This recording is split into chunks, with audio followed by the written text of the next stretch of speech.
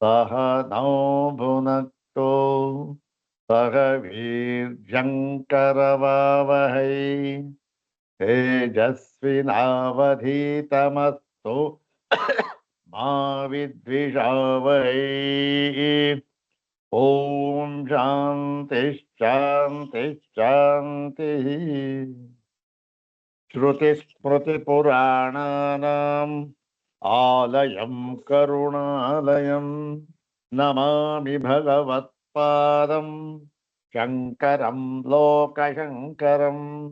नमामि भगवत्पादशङ्करं लोकशङ्करं। वन्दे तं सच्चिदानन्दं यतिवर्यं महामतिं वेदवेदान्तसारज्ञं सद्गुरुं प्रणतोऽस्म्यहम्। सदाशिवसमारम्भां शङ्कराचार्यमध्यमाम् अस्मदाचार्यपर्यन्तां वन्दे गुरुपरम्पराम्। अग्रे उपस्थितेभ्यः भवद्भ्यः सर्वेभ्यो जिज्ञासुभ्यः सप्रणामं हार्दं स्वागतं व्याहरामि। श्री श्री सच्चिदानंदेन्द्र सरस्वती स्वामी पादानां कर्तृकत्वेन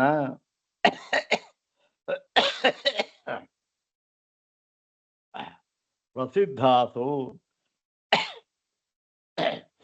अनेकासु कृतिषु विशुद्ध वेदांत परिभाषा नाम्नी देवभाषायाः कृतिः इदानीं विचार्यते। तत्र तत्र दशमो विषयः उपास्योपासक विभाग व्यवहारः इति दशमो विषयः इदानीं विचारणीयः। अग्रे तावत् श्री श्री स्वामिचरणानां प्रशस्ति श्लोकमेकं पठित्वा तेषां पादारविन्दयोः शिरसा प्रणिपत्य अनुग्रहं च प्राप्य प्रकृतम् उपास्योपासक विभाग व्यवहारः इति ग्रंथभागं यथा स्वामी पादानुग्रहं विचारयामः। सर्वाग्रे स्वामी पादानां प्रशस्ति श्लोकमेकं द्विवारं पठामः। ओम कषाय रहितं काषायवासं स्वरूपनिष्ठं परिपूर्णबोधं वन्दे निशं सच्चिदानन्दरूपं सरस्वतीं इन्द्रसमानतेजम्। ॐ कषाय रहितं काषायवासं स्वरूपनिष्ठं परिपूर्णबोधं वन्दे निशं सच्चिदानन्दरूपं सरस्वतीं इन्द्रसमानतेजम्। ॐ ब्रह्मनिष्ठाय विद्महे संयमीन्द्राय धीमहि तन्नः सच्चिदानन्दः प्रचोदयात्। अथ श्री श्री सच्चिदानंदेन्द्र सरस्वती स्वामिपादैः प्रणीता विशुद्ध वेदांत परिभाषा। ओम अवाच्यमप्रमेयं च कार्यकारणवर्जितं निष्क्रियं निष्कलं शान्तम् आत्मानमनुसन्दधे पदवाक्य प्रमाणज्ञान संप्रदाय विदो गुरून् नत्वा विशुद्ध वेदांत परिभाषा प्रकाश्यते।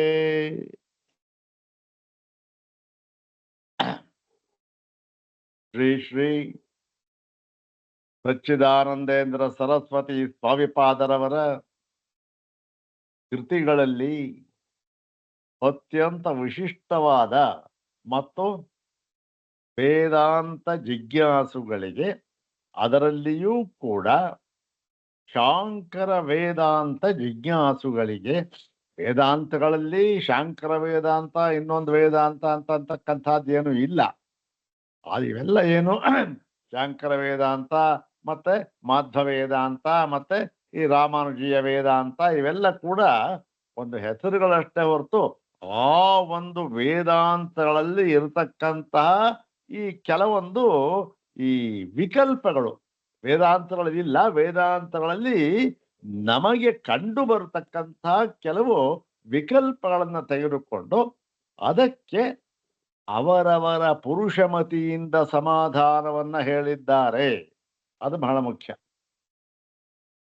ಏನಿದು? ಅವರವರ ಪುರುಷಮತಿಯಿಂದ. ಎಲ್ಲ ಏನು ಮಹಾಮೇಧಾವಿಗಳು, ವೇದಾಂಗ ವೇದಾಂತ ಪಂಡಿತರು, ಮತ್ತೆ ಅನುಭವವುಳ್ಳವರು, ಇಷ್ಟೆಲ್ಲ ಇರತಕ್ಕಂಥ ಈ ಮಹಾನ್ ವಿದ್ವಾಂಸರು ತಮ್ಮ ಒಂದು ಅಭಿಪ್ರಾಯವನ್ನ ಇಲ್ಲಿ ಮಂಡಿಸಿದ್ದಾರೆ.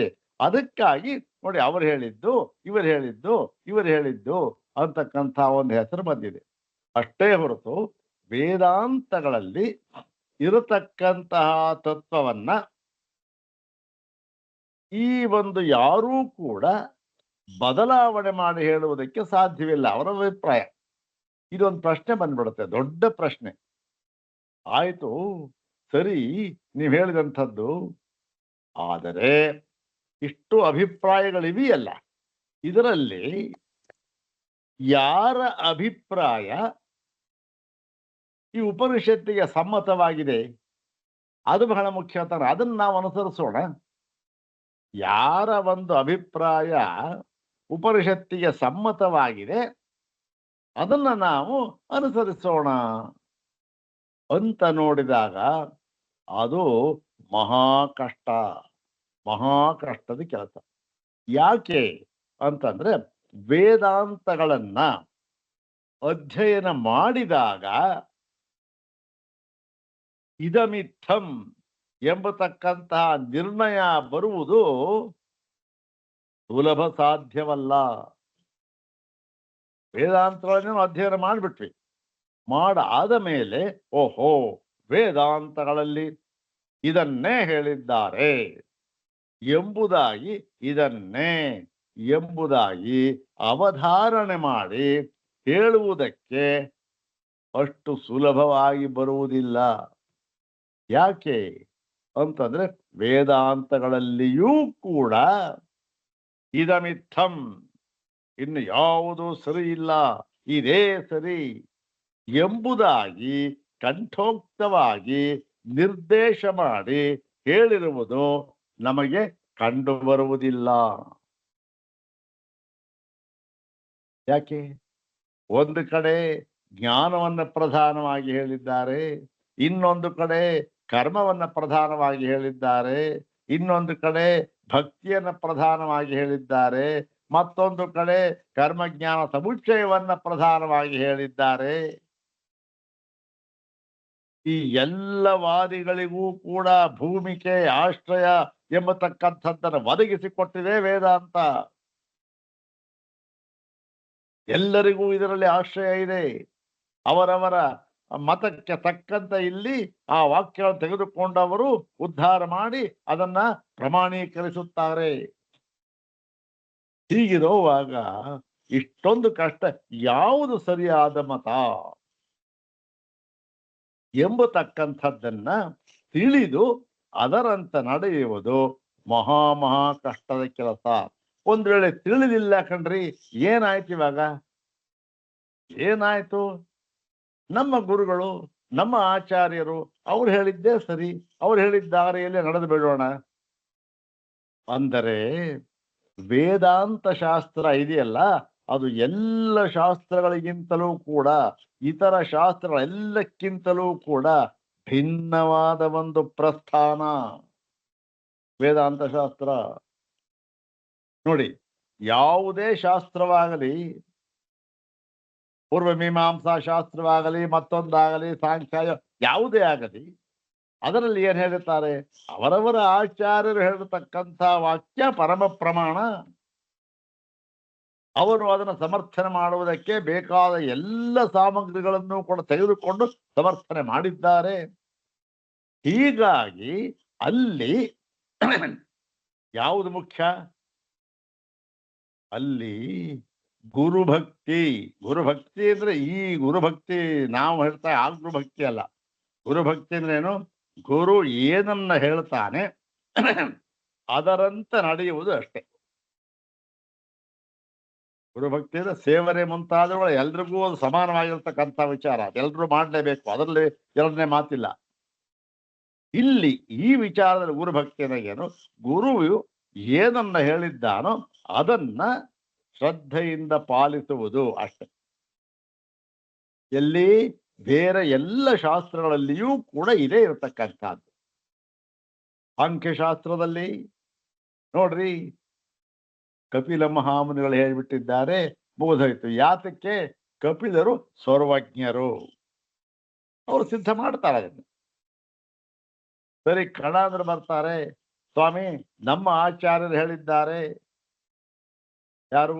ಕಣಾದರು. ಇವರಿಗೆ ಅವರ ಅನುಯಾಯಿಗಳು ಕಾಣಾದರು ಬಂದರು, ಸ್ವಾಮಿ ನಮ್ಮ ಗುರು ಕಣಾದರು, ನಾವು ಅವರು ಹೇಳಿದಂತೆ ನಡ್ಕೊಳ್ತೇವೆ, ಅವರ ಮಾತೆ ನಮಗೆ ವೇದವಾಕ್ಯ ಅಂತ ಅವ್ರು ಹೇಳ್ತಾರೆ. ಇನ್ನೊಂದು ಹೇಳ್ತಾರೆ. ಹೀಗೆ ಅಲ್ಲೆಲ್ಲವೂ ಕೂಡ ಏನಾಗಿದೆ? ಕೇವಲ ಗುರುವಿನ ಒಂದು ಮಾತು ಏನಿದೆ, ಅವನ ಒಂದು ಉಪದೇಶ ಇದೆ, ಅದನ್ನು ಅನುಸರಿಸ್ಕೊಂಡು ಹೋಗ್ತಾರೆ, ಅಷ್ಟು ಮಾತ್ರ ಮಾಡ್ತಾ ಇದ್ದಾರೆ. ಆದರೆ ವೇದಾಂತ ಶಾಸ್ತ್ರ ಹೇಳ್ತಾ ಇದೆ ನೋಡಿ, ಇದು ಎಲ್ಲಕ್ಕಿಂತ ಭಿನ್ನವಾಗಿರ್ತಕ್ಕಂಥ ಶಾಸ್ತ್ರ ಅಂತ ಅನ್ನೋದು ಈ ದೃಷ್ಟಿಯಲ್ಲಿ ವೇದಾಂತ ಶಾಸ್ತ್ರ ಹೇಳ್ತಾ ಇದೆ. ನೋಡಪ್ಪ, ನೀನು ಜಿಜ್ಞಾಸು, ಹೌದ್ ತಾನೆ? ನೀನು ಯಾವ ಗುರುವಿನ ಮಾತನ್ನಾಗಲಿ, ಗುರು ಯಾತಕ್ಕೆ? ಗುರು ಅಷ್ಟೇ ಅಲ್ಲ, ಯಾವ ಉಪನಿಷತ್ತುಗಳ ಮಾತನ್ನೇ ಆಗಲಿ ನೀನು ಶ್ರದ್ಧೆಯಿಂದ ನಂಬಿ ಅದನ್ನು ಅನುಸರಿಸಬೇಕಾದದ್ದಿಲ್ಲ. ಏನು? ಕೇವಲ ಗುರು ಹೇಳಿದಾನೆ, ಮತ್ತೆ ಈ ಒಂದು ಉಪನಿಷತ್ತುಗಳಲ್ಲಿ ಹೇಳಲ್ಪಟ್ಟಿದೆ ಎಂಬುದನ್ನ ಮಾತ್ರ ಇಟ್ಟುಕೊಂಡು ನಾವು ಅನುಸರಿಸುತ್ತೇವೆ ಆ ಪಂಥವನ್ನ ಅಂತ ಇಲ್ಲಿ ಹೇಳುವುದಕ್ಕೆ ಅಷ್ಟೇನೂ ಅವಕಾಶ ಇಲ್ಲ. ಬೇರೆ ಶಾಸ್ತ್ರಗಳಂತೆ ಬೇರೆ ಶಾಸ್ತ್ರಗಳು ಇದೆ, ಇಲ್ಲಿ ಇಲ್ಲ. ಮತ್ತೆ ಇಲ್ಲಿ ಏನಿದೆ? ಇಲ್ಲಿ ಏನಿದೆ ಅಂತಂತಂದ್ರೆ, ಗುರು ಹೇಳದ್ದನ್ನ ವಿಚಾರ ಮಾಡಬೇಕು. ವಿಚಾರ ಪ್ರಧಾನವಾದ ಶಾಸ್ತ್ರ ಇದು. ಹಾಗಂತ ಹೇಳಿದ ತಕ್ಷಣ ಕಪಿಲರು, ಕಣಾದರು, ಮತ್ತೆ ಈ ಒಂದು ಗೌತಮರು ಎಲ್ಲ ಬಂದ್ಬಿಟ್ರು. ಏನ್ರಿ ಹಾಗೆ ಹೇಳ್ತಾ ಇದ್ದೀರಿ ನೀವು? ನೋಡಿ, ನಮ್ಮಲ್ಲೂ ಕೂಡ ಇದೆ ಅದು ವಿಚಾರ, ವೈಚಾರಿಕ ಪ್ರಜ್ಞೆ ಅಂತಕ್ಕಂಥದ್ದು ಬೇಕೇ ಬೇಕು. ಕಣಾದ್ರೆ ಹೇಳಿದ್ರು, ನೋಡಿ ನಾವು ಯಾವ ಒಂದು ಪರಮಾಣು ಅಂತ ಹೇಳಿ ಆ ಒಂದು ಸಿದ್ಧಾಂತ ಪರಮಾಣುವಿಂದ ಎಲ್ಲ ಬಂದಿದೆ ಅಂತಿದೆಯಲ್ಲ, ಅದನ್ನ ಕೇವಲ ಕಣಾದರೆ ಹೇಳಿದ್ದಾರೆ ಅಂತ ನಂಬಬೇಕಾದದ್ದಿಲ್ಲ. ಮತ್ತೆ ಏನು? ಪ್ರಮಾಣಕ್ಕೆ ಹೊರೆ ಹಚ್ಚಿ ನೋಡಿ, ತರ್ಕಕ್ಕೆ ಹೊರೆ ಹಚ್ಚಿ ನೋಡಿ, ಆಮೇಲೆ ನೀವು ತೀರ್ಮಾನ ಮಾಡ್ಕೊಳ್ಳಿ. ಅದು ನಮ್ಮಲ್ಲೂ ಇದೆ ಸ್ವಾಮಿ, ನೀವೇನು ಹೇಳೋದು? ನಿಮ್ಮ ಒಂದಲ್ಲೇ ಅಲ್ಲ, ನಮ್ಮಲ್ಲೂ ಇದೆ ಅಂತ ಹೇಳಿದ್ರು. ಅಲ್ಲಿ ವೇದಾಂತಗಳಲ್ಲೇ ಇತರ ಮತಗಳವರು. ನಮ್ಮಲ್ಲೂ ಇದೆ ಸ್ವಾಮಿ, ವಿಚಾರ ಮಾಡಬೇಕಾದದ್ದು. ಸರಿ ಇತ್ತಂತೆ. ಸರಿ, ಹಾಗಾಗಿ ಎಲ್ಲ ಒಂದೇ ಆಯ್ತಲ್ಲ. ಶಂಕರಾದ್ವೈತಕ್ಕೂ ಇದಕ್ಕೂ ಏನ್ ಸಂಬಂಧ, ಏನು ವ್ಯತ್ಯಾಸ? ಶಂಕರರು ಇದನ್ನ ಹೇಳ್ತಾರೆ, ವಿಚಾರ ಮಾಡಪ್ಪ, ವಿಚಾರ ಮಾಡಿ ತಿಳ್ಕೋ ಅಂತ ಹೇಳಿ. ಓಹೋ, ಎರಡು ಒಂದೇ ಆಯ್ತು. ಅಂದರೆ ಒಂದು ವಿಶಿಷ್ಟವಾದ ಒಂದು ವ್ಯತ್ಯಾಸ ಈ ಶಾಂಕರ ಸಿದ್ಧಾಂತಕ್ಕೂ ಮತ್ತೆ ಬೇರೆಯವರ ಒಂದು ಸಿದ್ಧಾಂತಕ್ಕೂ. ಯಾವುದರ ವಿಚಾರವಾಗಿ? ಈ ವೇದಾಂತ ಶಾಸ್ತ್ರ ವಿಚಾರವಾಗಿ, ಉಪನಿಷತ್ತಿನ ವಿಚಾರವಾಗಿ, ಉಪನಿಷತ್ ಸಿದ್ಧಾಂತದ ವಿಚಾರವಾಗಿ ಅಷ್ಟೇ. ಬೇರೆ ಯಾವುದೋ ಶಾಸ್ತ್ರ ಅಲ್ಲ, ದರ್ಶನ ಅಲ್ಲ. ಇದೇ ವೇದಾಂತದ ಸ್ಥಳದಲ್ಲೇ ಏನಾಗಿದೆ, ಅವರು ಇದ್ದಾರಲ್ಲ ಅವರೆಲ್ಲರಿಗಿಂತಲೂ ಕೂಡ ಇದು ಶಾಂಕರಾದ್ವೈತ ಸಿದ್ಧಾಂತ, ಶಾಂಕರ ವೇದಾಂತ ಅಂತಕ್ಕಂತಹದ್ದು ಯಾವ ರೀತಿಯಲ್ಲಿ ಭಿನ್ನವಾಗಿದೆ ಅಂದರೆ ನೋಡಿ, ಯದ್ಯಪಿ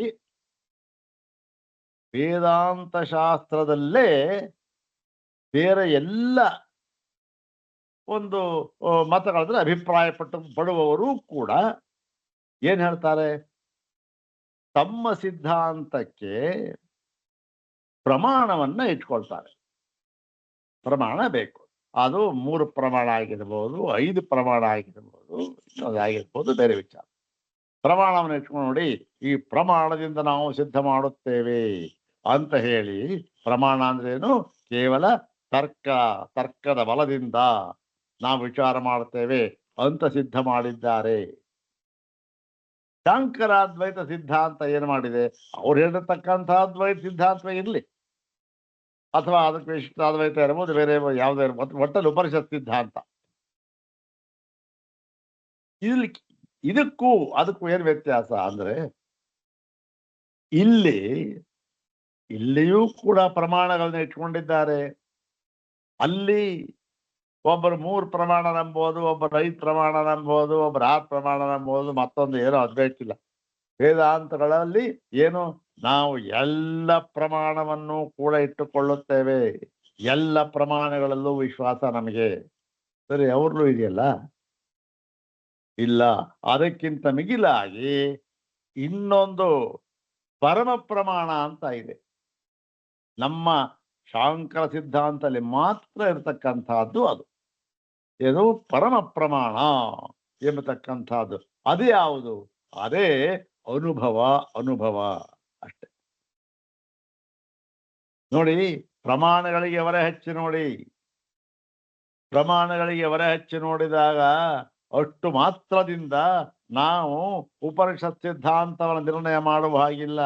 ಯಾಕೆ ಅಂತಂದ್ರೆ, ಉಪನಿಷತ್ತು ಏನ್ ಹೇಳ್ತಾ ಇದೆ, ಯಾವುದೋ ಮುಂದೆ ಯಾವತ್ತೋ ಆಗಿ ಸತ್ತ ಮೇಲೆ ಯಾವತ್ತೋ ಯಾವನಿಗೆ ಗೊತ್ತು, ಆ ಫಲವನ್ನ ಹೇಳ್ತಾ ಇಲ್ಲ.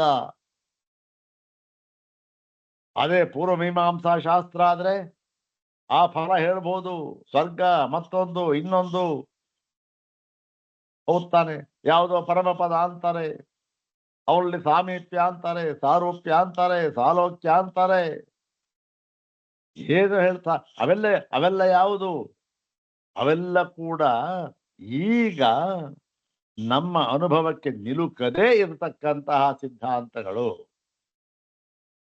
ನಾವು ಹಾಗೆ ಹೇಳ್ತಾ ಇಲ್ಲ. ನಾವು ಅಂದ್ರೆ ಇಲ್ಲಿ ಉಪನಿಷತ್ತು ಯಾವಾಗಲೂ ಆಗೋ ಸಿದ್ಧಾಂತ ಹೇಳ್ತಾ ಇಲ್ಲ, ಫಲವನ್ನು ಹೇಳ್ತಾ ಇಲ್ಲ. ಈಗ ಆಗತಕ್ಕಂಥ ಫಲ ಬೇಕು ನಮಗೆ, ಅದನ್ನ ಹೇಳ್ತಾ ಇರತಕ್ಕಂಥ ಶಾಸ್ತ್ರ ವೇದಾಂತ. ಹಾಗಾಗಿ ಇದು ಎಲ್ಲ ಶಾಸ್ತ್ರಗಳಿಗಿಂತಲೂ ಕೂಡ ಭಿನ್ನವಾಗಿರತಕ್ಕಂತಹ ವೇದಾಂತ ಶಾಸ್ತ್ರ ಇದೆ. ಇಲ್ಲಿ ವಿಚಾರಕ್ಕೆ ಪ್ರಧಾನ, ವಿಚಾರಕ್ಕೆ ಬೇರೆ ಶಾಸ್ತ್ರದಲ್ಲೂ ಪ್ರಧಾನ ಇದೆ, ಇಲ್ಲ ಅಂತಲ್ಲ, ತರ್ಕಕ್ಕೆ ಪ್ರಧಾನ ಇದೆ. ಆದರೆ ಅವೆಲ್ಲದಕ್ಕಿಂತಲೂ ಹೆಚ್ಚಾಗಿ ಇಲ್ಲಿ ವಿಚಾರದಿಂದ, ಏನು, ವಿಚಾರ ಮಥನದಿಂದ ಯಾವ ಒಂದು ಸಿದ್ಧಾಂತವು ನಮಗೆ ಬಂದಿದೆಯೋ ಅದನ್ನ ನಾವು ಹೊರೆ ಹಚ್ಚಿ ನೋಡಬೇಕು, ಇದು ಸರಿಯಾಗಿದೆ ಇಲ್ವೇ ಅಂತಂತ. ಹೊರೆ ಹಚ್ಚಿ ನೋಡೋದಕ್ಕೆ ಹೊರಗಲ್ಲಿ ಯಾವುದು? ಆ ಹೊರಗೆಲ್ಲು ಅಂತಕ್ಕಂಥದ್ದೇ ಅನುಭವ ಅಂತಕ್ಕಂಥದ್ದು. ಇದು ಉಪನಿಷತ್ತುಗಳ ಸಿದ್ಧಾಂತ. ಮತ್ತೆ ಇದನ್ನ ಭಗವತ್ಪಾದ ಶಂಕರರು ಬೇಕಾದಷ್ಟು ಹೇಳ್ಬಿಟ್ಟಿದ್ದಾರೆ. ಇದು ಅನುಭವ ಗಮ್ಯವಾದದ್ದು, ಇದು ಉಪನಿಷತ್ ಸಿದ್ಧಾಂತ ಯಾವತ್ತೂ ಆಗತಕ್ಕಂಥದ್ದಲ್ಲ. ಪೂರ್ವ ಮೀಮಾಂಸಾ ಮತ್ತೆ ಇತರ ಶಾಸ್ತ್ರಗಳಂತೆ ಇಲ್ಲೇ ಇದೀಗಲೇ ಅನುಭವಕ್ಕೆ ಬರತಕ್ಕಂಥದ್ದು. ಇದಕ್ಕೆ ಬೇಕಾದಷ್ಟು ಚರ್ಚೆ ಇದೆಯಲ್ಲ, ಸಂಚಿತ, ಪ್ರಾರಬ್ಧ, ಆಗಾಮಿ ಅಂತಕ್ಕಂಥದ್ದು. ಯಾವಾಗ ಇವೆಲ್ಲವೂ ಕೂಡ ನಾಶವಾದಾಗ ಒಂದು ಪರಮಪದ ಅಂತ ಬರುತ್ತೆ. ಎಲ್ಲವೂ ನಾಶವಾಗುವುದು ಸಾಧ್ಯವೇ ಇಲ್ಲ. ಇದಕ್ಕೆ ಬೇಕಾದಷ್ಟು ಪೂರ್ವ ಪಕ್ಷ ನಾವು ನೋಡಿದ್ದೇವೆ. ಅದಕ್ಕೆ ಸಮಾಧಾನವನ್ನು ಹೇಳಿ ಮಾಡಿದ್ದಾರೆ. ಇಷ್ಟೆಲ್ಲ ಯಾಕೆ ಹೇಳಬೇಕಾಯ್ತು ಅಂತಂದ್ರೆ ನೋಡಿ, ಇಲ್ಲಿ ಸ್ವಾಮಿಪಾದರವರು ಇದನ್ನ ಮನಗಂಡು ಬಹಳ ಮಟ್ಟಿಗೆ ಉಪನಿಷತ್ ಸಿದ್ಧಾಂತವನ್ನ ಹೇಗೆ ಅರ್ಥ ಮಾಡಿಕೊಂಡಿದ್ದರು? ಈ ಒಂದು ಹಿಂದೆ ಶಂಕರ ಭಗವತ್ಪಾದರಿಗಿಂತ ಹಿಂದಿನ ಕಾಲದವರು ಅಂತಂದ್ರೆ ಸಾಮಾನ್ಯವಾಗಿ ಎಲ್ಲರೂ ಕೂಡ ಜ್ಞಾನ ಕರ್ಮ ಸಮುಚ್ಚಯವಾದವನ್ನ ಒಪ್ಕೊಂಡಿದ್ರು. ಜ್ಞಾನ ಅಂತಂದ್ರೇನು? ಇಲ್ಲಿ ಉಪಾಸನೆ. ಕರ್ಮ ಅಂತಂದ್ರೆ ಕರ್ಮ, ಅದಕ್ಕೆ ಬೇಕಾದ ಕರ್ಮಗಳು, ಇದರ ಒಂದು ಸಮುಚ್ಚಯ. ಇದರಿಂದ ಮುಕ್ತಿ ಅರ್ಥ ಹೊರತು ಕೇವಲ ಜ್ಞಾನದಿಂದ ಮುಕ್ತಿ ಎಂಬತಕ್ಕಂಥದ್ದು ಸಾಧ್ಯವೇ ಇಲ್ಲ. ಅದಕ್ಕೂ ಕೂಡ ಅವರು ಅನುಭವ ತೋರಿಸ್ತಾರೆ, ದೃಷ್ಟಾಂತ ಕೊಡ್ತಾರೆ. ಎಲ್ಲಿದೆ ಸ್ವಾಮಿ ಕೇವಲ ಜ್ಞಾನದಿಂದ ಫಲ ಅಂತಕ್ಕಂಥದ್ದು? ಎಲ್ಲಿ ಇದೆ? ಎಲ್ಲೂ ಇಲ್ಲ. ಯಾವಾಗ ಜ್ಞಾನವನ್ನ ಕ್ರಿಯೆಯಲ್ಲಿ ವಿನಿಯೋಗ ಮಾಡಿದಾಗ ಮಾತ್ರ ಅದಕ್ಕೆ ಫಲ ಅಂತಕ್ಕಂಥದ್ದು. ಮೀಮಾಂಸಾ ಶಾಸ್ತ್ರದಲ್ಲೂ ಕೂಡ ಇದನ್ನ ಹೇಳಿರ್ತಕ್ಕಂಥದ್ದು. ಏನು? ಮೊಟ್ಟ ಮೊದಲಿಗೆ ಆ ಕರ್ಮ ಇದೆಯಲ್ಲ, ಅದರ ಜ್ಞಾನವನ್ನ ಪಡ್ಕೊಳ್ಬೇಕು. ಆಮೇಲಿಂದ ಆ ಜ್ಞಾನವನ್ನ ಕರ್ಮದಲ್ಲಿ ವಿನಿಯೋಗ ಮಾಡಬೇಕು ಅಂತ ಮೀಮಾಂಸಕರು ಹೇಳ್ತಾರೆ.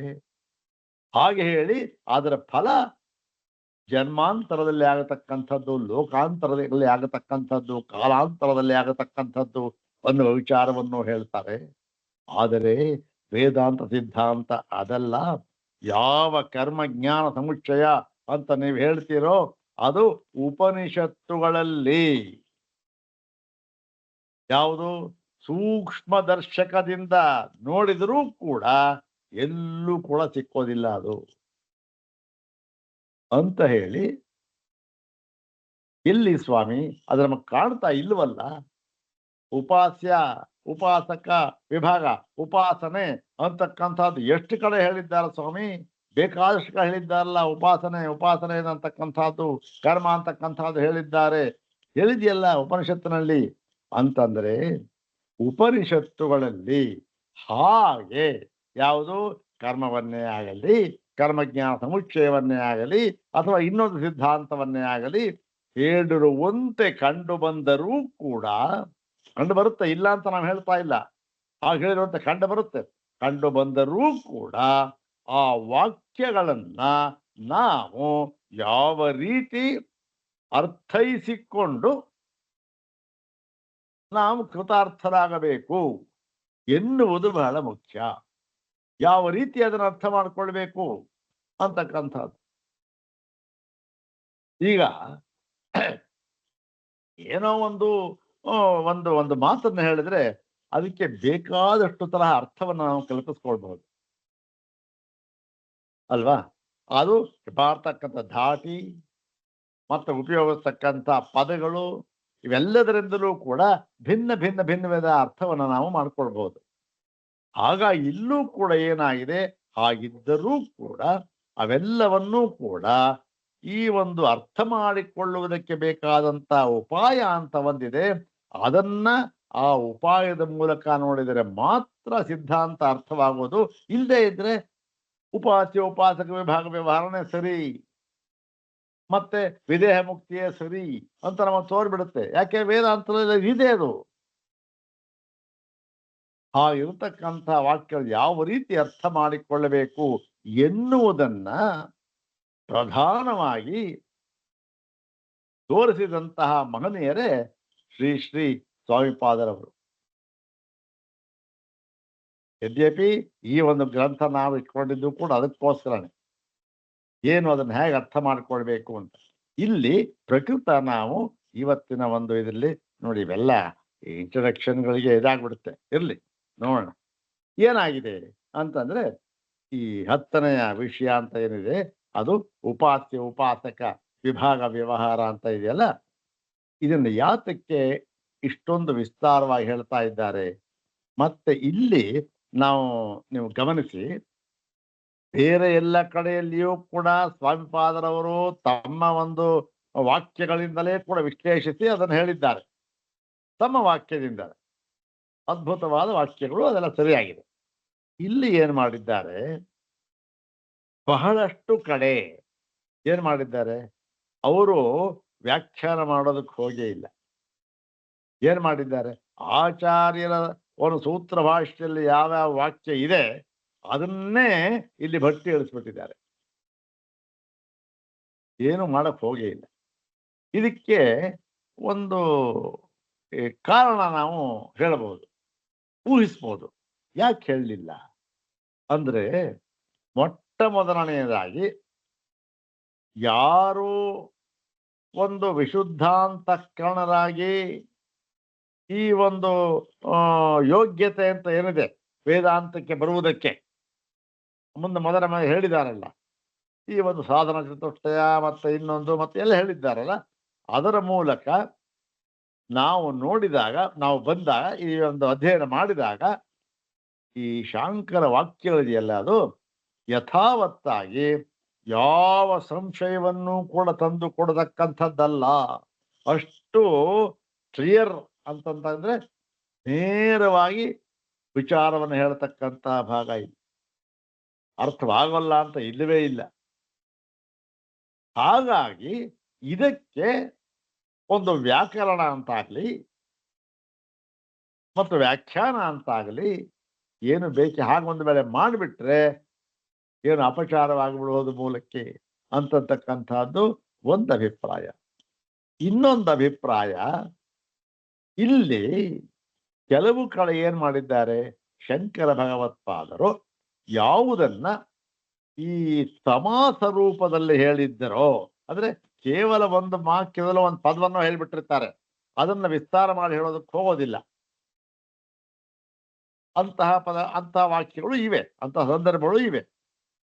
ಅಂತ ಇದ್ದಾಗ ಅದನ್ನ ವಿವರಣೆ ಮಾಡೋದಕ್ಕೆ ವ್ಯಾಖ್ಯಾನ ಮತ್ತೊಂದು ಬೇಕು. ಆದ್ರೆ ಇಲ್ಲಿ ಅಂತ ವಾಕ್ಯಗಳೇ ಇಲ್ಲ. ಎಲ್ಲಿ ಈ ಒಂದು ಉಪಾಸ್ಯೋಪಾಸಕ ಏನ್ ತಗೊಂಡಿದ್ರೆ, ಇಲ್ಲಿ ತಗೊಂಡಿರ್ತಕ್ಕಂಥ ಎಲ್ಲ ಭಾಷ್ಯ ಭಾಗಗಳಲ್ಲೂ ಕೂಡ ಯಾವ ಒಂದು ವಿಪ್ರತಿಪತ್ತಿ ಅಂತಕ್ಕಂಥದ್ದು ಬರುವುದಕ್ಕೆ ಸಾಧ್ಯವೇ ಇಲ್ಲ. ಅಷ್ಟೊಂದು ತಿಳಿಯಾಗಿ ನೇರವಾಗಿ ಯಾವ ಗಂಟು ಇಲ್ಲದೆ ಇರತಕ್ಕಂತಹ ಈ ಭಾಷ್ಯವಾಕ್ಯಗಳು ಇವು ಅಂತ. ಮತ್ತೆ ಇದನ್ನ ಪ್ರಧಾನವಾಗಿ ಇಷ್ಟೊಂದು ವಿಸ್ತಾರ ಉಪಾಸ್ಯ ಉಪಾಸಕ. ಯಾಕೆ, ಜ್ಞಾನ ಕರ್ಮ ಸಮುಚ್ಚಯವಾದಿಗಳು ಆಗಿನ ಕಾಲದಲ್ಲಿ ಬಹಳವಾಗಿ ಎಲ್ಲರೂ ಅದನ್ನೇ ನಂಬ್ತಾ ಇದ್ರು. ಕೇವಲ ಜ್ಞಾನದಿಂದ ಅಲ್ಲ ನೋಡಿ, ಮುಕ್ತಿಯಲ್ಲಿ ಯದ್ಯಪಿ ಅವರು ಅದ್ವೈತವನ್ನು ಒಪ್ಪಿದ್ದರೂ ಕೂಡ, ಎಲ್ಲರೂ ಕೂಡ ಮುಕ್ತಿಯಲ್ಲಿ ಅದ್ವೈತವನ್ನು ಒಪ್ಪಿದ್ರು, ಅಲ್ಲಿ ಭೇದವನ್ನ ಯಾರು ಹೇಳಲಿಲ್ಲ. ಎಲ್ಲಿ ಹಿಂದಿನವರು, ಆಮೇಲೆ ಬಂತು ಭೇದ, ಬೇಡಿ ಮುಕ್ತಿಯಲ್ಲ ಭೇದ ಬಂತು, ಅದು ಬೇರೆ ವಿಚಾರ, ಬೇಡ ಇವತ್ತು ಎಲ್ಲ ಭೇದ ಅಭೇದವನ್ನ ಹೇಳಿದ್ದರೂ ಕೂಡ ಅದಕ್ಕೆ ಕೇವಲ ಜ್ಞಾನ ಅಂತಕ್ಕಂಥ ಸಾಕಾಗುವುದಿಲ್ಲ. ಮತ್ತೆ ಅದು ಕರ್ಮದಲ್ಲಿ ವಿನಿಯೋಗವಾದಾಗ ಮಾತ್ರ ಸಾಧ್ಯ ಅಂತಕ್ಕಂಥದ್ದು ವಿಚಾರವನ್ನ ಎಲ್ಲರೂ ಹೇಳ್ತಾ ಇದ್ರು. ಅದಕ್ಕಾಗಿ ಇಷ್ಟೊಂದು ವಿಸ್ತಾರವಾಗಿ ಭಗವತ್ಪಾದ ಶಂಕರರು ಕೂಡ ಅದನ್ನ ನಿರಾಕರಣೆ ಮಾಡಿದ್ದಾರೆ. ಅದನ್ನು ಕೂಡ ಇಲ್ಲಿ ಮಾಡ್ತಾ ಇದ್ದಾರೆ. ಇಲ್ಲಿ ಪ್ರಕೃತ ಇದು ಈಗ 10ನೆಯ ಭಾಗ ಉಪಾಸ್ಯ ವಿಭಾಗ. ಅದರಲ್ಲಿ ಈ ವಿಸ್ತಾರವಾಗಿ ಹೇಳ್ತಾ ಇದ್ದಾರೆ. ಈ ಒಂದು ಭಾಗ ಒಂದು ಸ್ವಲ್ಪ ಭಾಷ್ಯ ಸ್ವಾಮಿಗಳ ವಾಕ್ಯ, ಅದರದ್ದು ಭಾಷ್ಯ ವಾಕ್ಯವಾಗಿದೆ, ಅದನ್ನ ವಿಚಾರ ಮಾಡೋಣ ಸ್ವಲ್ಪ. 49ನೇ ಪುಟ 3ನೆಯ ಭಾಗ. ನ ಚ ಪ್ರಮಾಣಾಂತರೇಣ ಅನ್ಯಥ, ಇದೆ ತಾನೆ?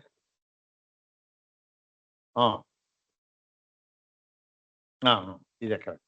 ನ ಚ ಪ್ರಮಾಣಾಂತರೇಣ ಅನ್ಯಥಾ ಪ್ರಸಿದ್ಧೇ ಅರ್ಥೇ ಅನ್ಯಥಾ ಜ್ಞಾನಂ ನಿಯುಕ್ತಸ್ಯಾಪಿ ಉಪಪದ್ಯತೆ ಅಂತ ಹೇಳುದು. ಇದು ಯಾವುದಿದು? ಈ 3 ಸೂತ್ರ ಭಾಷೆ ಬಂದಿರತಕ್ಕಂಥದ್ದು. ನಾವು ಅದನ್ನ ನೋಡಿರ್ತಕ್ಕಂಥದ್ದು. ಹಿಂದೆ ನಾವು ನೋಡಿದ್ದೇವಲ್ಲ, ಅಧ್ಯಯನ ಮಾಡಿರ್ತಕ್ಕಂಥದ್ದು ಇನ್ನೊಂದ್ಸಲ ಮೆಲಕ. ಏನು ನಚ ಪ್ರಮಾಣಾಂತರ ಅನ್ಯಥಾ ಪ್ರಸಿದ್ಧೇ ಅರ್ಥೇ. ಈಗ ಒಂದು ಶಾಲಗ್ರಾಮ ಇದೆ,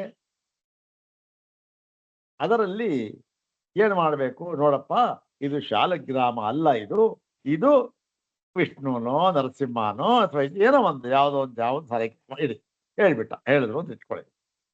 ಈಗ ಏನು ಮಾಡ್ದ, ಅದು ಹೇಳೋದು ಅಂದ್ರೇನು, ನೋಡಪ್ಪ ಇದು ಶಾಲಗ್ರಾಮ ಅಲ್ಲ, ಅಂದ್ರೆ ಕಲ್ಲು ಅಲ್ಲ, ಇದು ವಿಷ್ಣು ಅಂತ ಹೇಳೋಣ ಬಿಡಿ, ನರಸಿಂಹ ಅಂತ ಹೇಳೋಣ, ನರಸಿಂಹ ಅಂತ ಹೇಳ್ತಾರೆ ಗುರುಗಳು. ಹೇಳಿದ್ರು ಅಂದ್ರೆ ಏನು, ಇವನು ಆ ಒಂದು ಭಾವನೆಯಲ್ಲಿ ಇವನು ನಿಯುಕ್ತನಾದ. ಹೌದ್ ತಾನೆ? ಏನು, ಇವನಿಗೆ ನೋಡಪ್ಪ ಇದನ್ನ ಈ ರೀತಿ ನೀನು ನೋಡಬೇಕು, ಭಾವನೆ ಮಾಡಬೇಕು, ಇದು ಕಲ್ಲಲ್ಲ ನರಸಿಂಹ ಎಂಬುದಾಗಿ ಅವನನ್ನ ನಿಯೋಜಿಸಿದರು. ಅವನು ನಿಯುಕ್ತವಾಗಿದ್ದ. ಯಾರಿಂದ? ಗುರುಗಳಿಂದ ಇರ್ಬೋದು, ಯಾರಿಂದ ಬೇಕಾದ್ರೂ ಇರ್ಬೋದು, ನಿಯುಕ್ತವಾಗಿ. ಏನಾಯ್ತು ಇವಾಗ, ಓಹೋ ಇದು ನರಸಿಂಹ ಅಂತ ತಿಳ್ಕೊಂಡ. ಇದೇನು ಪ್ರಮಾಣಾಂತರೇಣ, ಯಾವ್ದು ಬೇಕಾದ್ರೂ ಆಗಿರ್ಬೋದು, ಬೇರೆ ಪ್ರಮಾಣದಿಂದ ಅನ್ಯಥಾ ಪ್ರಸಿದ್ಧೇ ಅರ್ಥೇ. ಅದು ಶಾಲಗ್ರಾಮ ಅಂದ್ರೆ ಕಲ್ಲಾಗಿತ್ತು, ಅದನ್ನ ವಿಷ್ಣು ಅಂತ ಅನ್ಯಥಾ ಬೇರೆಯಾಗಿ ಹೇಳು ಅಂತ ಹೇಳಿದ್ರು, ಭಾವನೆ ಮಾಡ್ಕೊ ಅಂತ ಹೇಳಿದ್ರು. ಅದರಂತೆ ಅವನ ನಿಯುಕ್ತನಾದ ಮೇಲೆ ನರಸಿಂಹ ಭಾವನೆ ಮಾಡಿದರೆ ನೋಡಿ, ಅನ್ಯಥಾ ಜ್ಞಾನಂ ನಿಯುಕ್ತಸ್ಯಾಪಿ ಉಪಪದ್ಯತೆ. ನಿಯುಕ್ತಸ್ಯಾಪಿ, ಯಾರು ನಿಯುಕ್ತನಾಗಿದ್ದನೋ ಕೂಡ ಅವನಿಗೆ ಬೇರೆಯ ಜ್ಞಾನ ಅಂತಕ್ಕಂಥದ್ದು ಬರುವ ಹಾಗಿಲ್ಲ. ಯಾಕೆ? ಅವನು ಎಷ್ಟು ಕಾಲ ಅದನ್ನ ಉಪಾಸನೆ ಮಾಡ್ತಾ ಇದ್ದಾನೋ ನರಸಿಂಹ ಅಂತ ಅಂದ್ಬಿಟ್ಟು ಅಷ್ಟು ಕಾಲವೂ ಕೂಡ ಅದರಲ್ಲಿ ಅವನಿಗೆ ಬೇರೆ ಭಾವನೆ ಬರುವುದಕ್ಕೆ ಸಾಧ್ಯ ಇಲ್ಲ. ಹೌದು ತಾನೆ?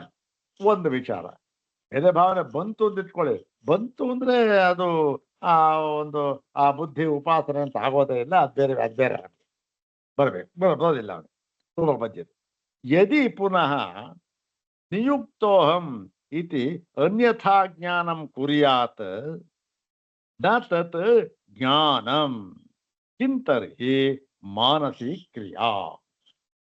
ಎಲ್ಲ ಬಹಳ ಮುಖ್ಯವಾದ ಶಬ್ದ ಇವು.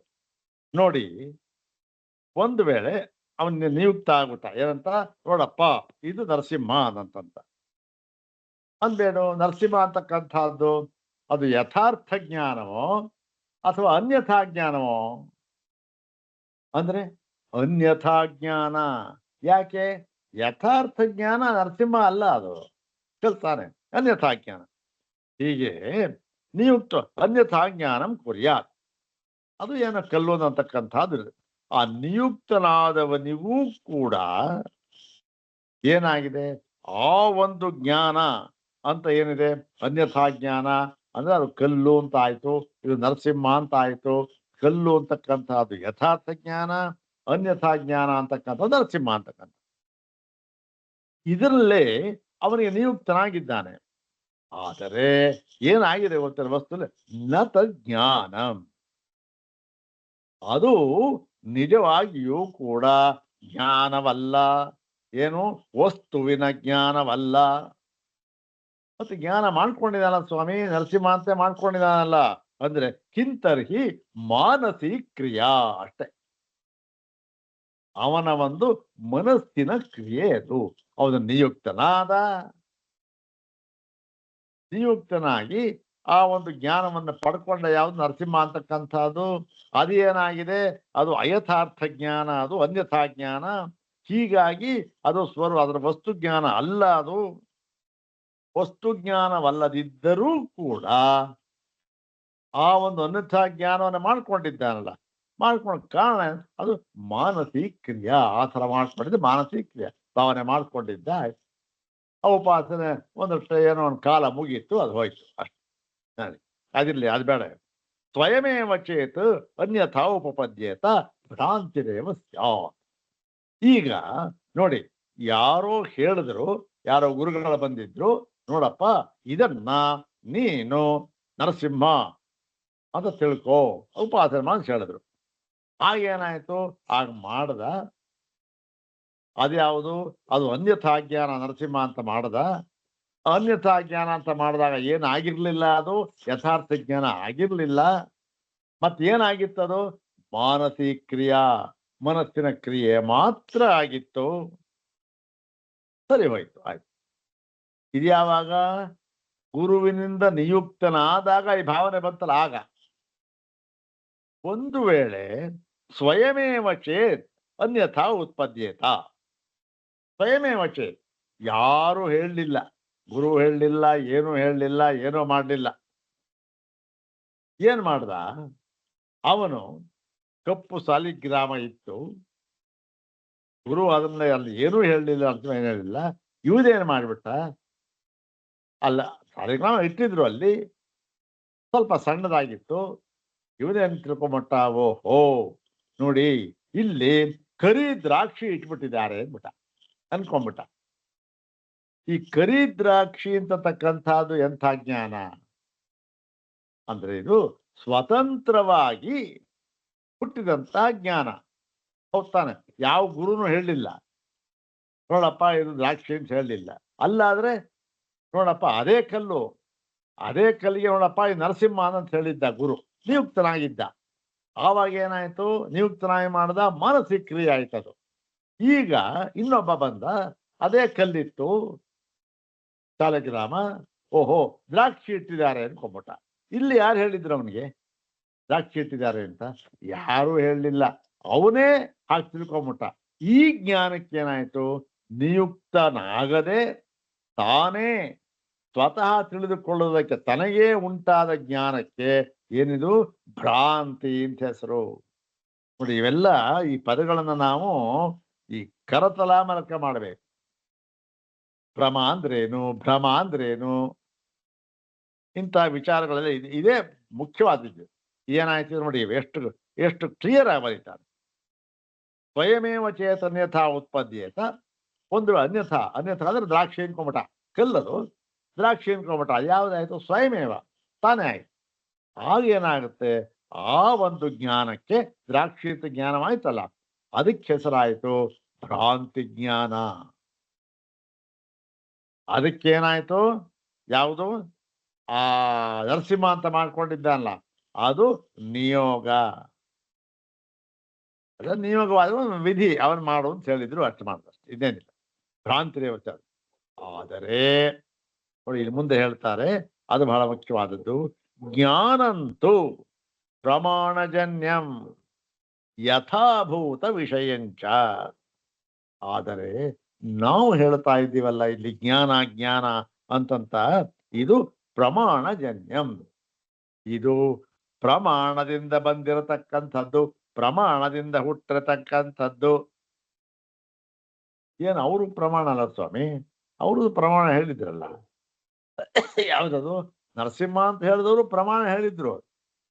ಯಾಕೆ, ಅವ್ರು ಯಾವ್ದು ಆಗಮ ಪ್ರಮಾಣ ಹೇಳಿದ್ರು, ಅವ್ರು ಇಲ್ಲ ಅಂತಲ್ಲ, ಎಲ್ಲೋ ಇದೆ ಅದು. ನೋಡಿ, ಇದನ್ನ ನರಸಿಂಹ ಅಂತ ಭಾವನೆ ಇದೆ ಹೇಳಿದ್ರು.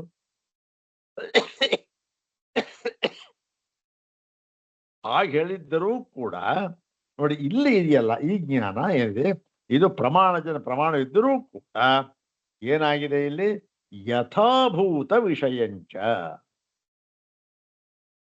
ಇಲ್ಲಿಯ ಜ್ಞಾನ ಹೇಗಿದೆ, ನರಸಿಂಹ ಅಂತ ಅಲ್ಲ, ಯಥಾಭೂತ, ಅದು ಏನಾಗಿದೆಯೋ ಅದು ಅಂದ್ರೇನು, ಅದರ ಸ್ವರೂಪ ಹೇಗಿದೆಯೋ ಅದರಂತೆ ಜ್ಞಾನ ಆಯ್ತು. ಅದನ್ನು ನಾವು ಇಲ್ಲಿ ಹೇಳ್ತಾ ಇರ್ತಕ್ಕಂಥದ್ದು. ಅಂದ್ರೆ ಯಾವ ನಿಯೋಗವನ್ನು ನಾವು ಹೇಳ್ತಾ ಇಲ್ಲ, ಮತ್ತೆ ಭ್ರಾಂತಿ ಜ್ಞಾನವಂತೂ ಅಲ್ಲವೇ ಅಲ್ಲ. ಈ ಪ್ರಪಂಚ ಈ ತೋರ್ತಾ ಇದೆ ಅಂತಕ್ಕಂಥದ್ದು ಏನು, ಭ್ರಾಂತಿ ಜ್ಞಾನ. ಅದನ್ನ ಮುಂದೆ ಹೇಳ್ತಾರೆ. ಇದನ್ನ ಮೊದಲಿಗೆ ಭ್ರಾಂತಿ ಜ್ಞಾನ ಅಂದ್ರೆ ಏನು, ನಿಯೋಗ ಅಂತಂದ್ರೆ ಏನು, ಯಥಾರ್ಥ ಜ್ಞಾನ ಅಂತಂದ್ರೆ ಏನು, ಪ್ರಮಾಣಜನ್ಯ ಜ್ಞಾನ ಅಂದ್ರೆ ಇವೆಲ್ಲ ತಿಳ್ಕೊಳ್ಬೇಕಲ್ಲ, ಅದನ್ನ ಹೇಳ್ತಾರೆ. ಇದು ಜ್ಞಾನ ಅಂತೂ ಪ್ರಮಾಣಜನ್ಯಂ ಯಥಾಭೂತ ವಿಷಯಂಚ. ಇದೇನಿಲ್ಲ, ಯಥಾಭೂತ ವಿಷಯ, ವಸ್ತು ಹೇಗಿದೆಯೋ ಹಾಗೆ ಹೇಳ್ತಕ್ಕಂಥದ್ದು ನಾವು ಹೇಳ್ತಕ್ಕಂಥ ಜ್ಞಾನ ಅಂದ್ರೆ ಈ ಅರ್ಥದಲ್ಲಿ ನಾವು ಹೇಳ್ತಾ ಇದ್ದೇವೆ. ನೀವು ಹೇಳ್ತಾ ಇದ್ದೀರಿ ಏನಿದು ಶಾಲಗ್ರಾಮ ಅಂತ ಹೇಳ್ತಾ ಇದ್ದೀರಿ, ನಾವು ಹೇಳ್ತಾ ಇದ್ದೇವೆ ಇದು ಒಂದು ಕಲ್ಲು ಅಂತಕ್ಕಂಥ ಅಶ್ಮಾನ ಹೇಳ್ತಾ ಇದ್ದೇವೆ, ನಾವು ಅಷ್ಟು ಕಲ್ಲು ಅಂತ ಹೇಳ್ತಾ ಇದ್ದೇವೆ.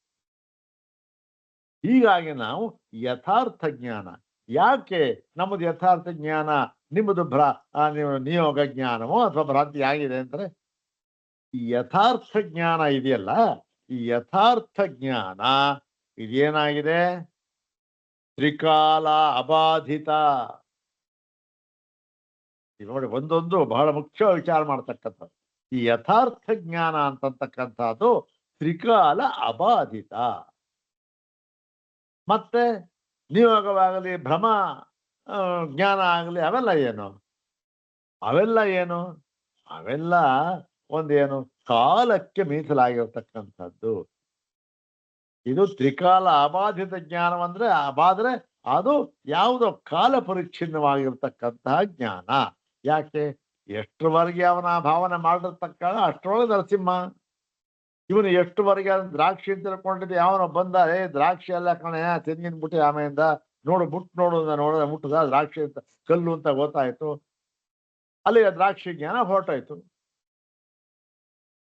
ಅಲ್ಲಿಗೇನು, ಅದು ತಾತ್ಕಾಲಿಕ. ಹೀಗೆ ಸ್ವರೂಪ ಜ್ಞಾನಕ್ಕೂ, ಇದು ಸ್ವರೂಪ ಜ್ಞಾನ ಅಂದ್ರೆ ಯಥಾರ್ಥ ಜ್ಞಾನ, ಯಥಾಭೂತ ವಿಷಯದ ಜ್ಞಾನ. ಇದು ಏನಾಯ್ತು, ತ್ರಿಕಾಲ ಅಬಾಧಿತ. ಇದನ್ನ ನಾವು ಪ್ರಮಾಣ ಅಂತಕ್ಕಂತೇವೆ.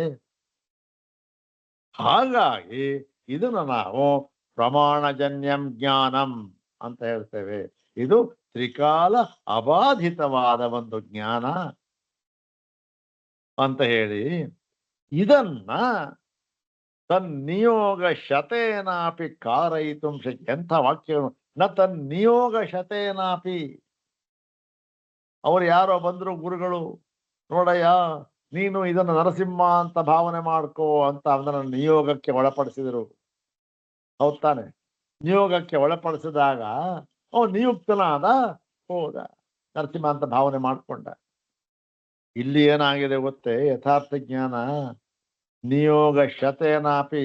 ಅಂತಹವರು 100 ಜನ ಅಲ್ಲ, 1000 ಜನ ಬಂದು ನೋಡಿ ಇದಲ್ಲ, ಇದು ಬೇರೆಯಾಗಿ ಅನ್ಯಥಾ ಹೇಳಿದರೂ ಕೂಡ ಏನಾಗುತ್ತೆ, ಅದನ್ನ ಆ ರೀತಿ ಬದಲಾವಣೆ ಮಾಡುವುದಕ್ಕೆ ಸಾಧ್ಯವಿಲ್ಲ.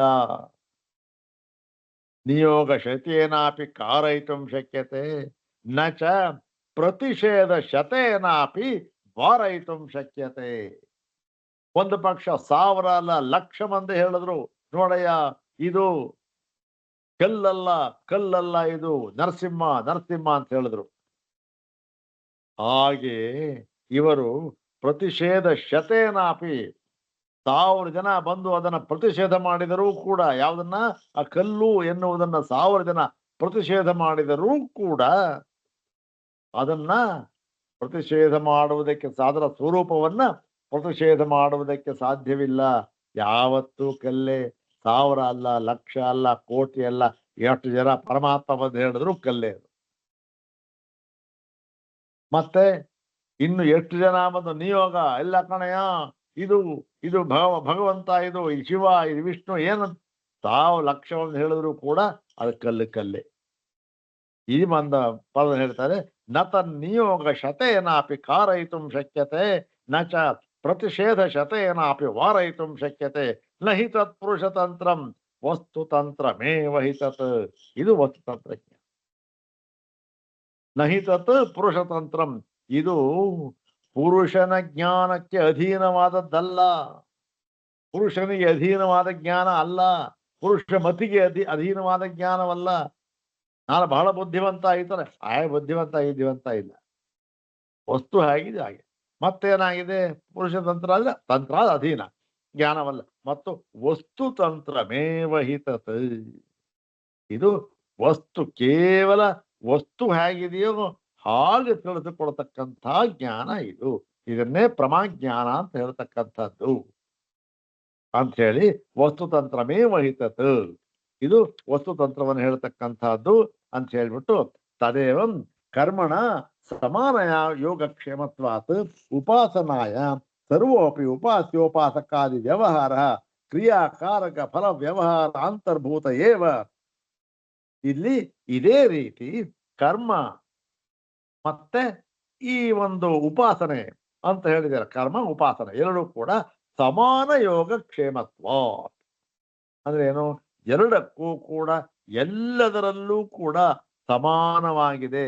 ಇದು ಕಾಲ ಪರಿಚ್ಛಿನ್ನ, ಅದು ಕಾಲ ಪರಿಚ್ಛಿನ್ನ, ಇದು ದೇಶ ಪರಿಚ್ಛಿನ್ನ, ಅದು ದೇಶ ಪರಿಚ್ಛಿನ್ನ, ಇದಕ್ಕೆ ಆಗಂತ ಫಲ ಬೇರೆ, ಅದಕ್ಕೆ ಆಗತಕ್ಕಂತ ಹೀಗೆ ಎಲ್ಲದಕ್ಕೂ ಕೂಡ ಈ ಉಪಾಸನೆ ಮತ್ತೆ ಕರ್ಮ ಎರಡಕ್ಕೂ ಕೂಡ ಸಮಾನ ಯೋಗಕ್ಷೇಮ ಇದೆ, ಒಂದಕ್ಕೂ ಸಮಾನವಾಗಿದೆ.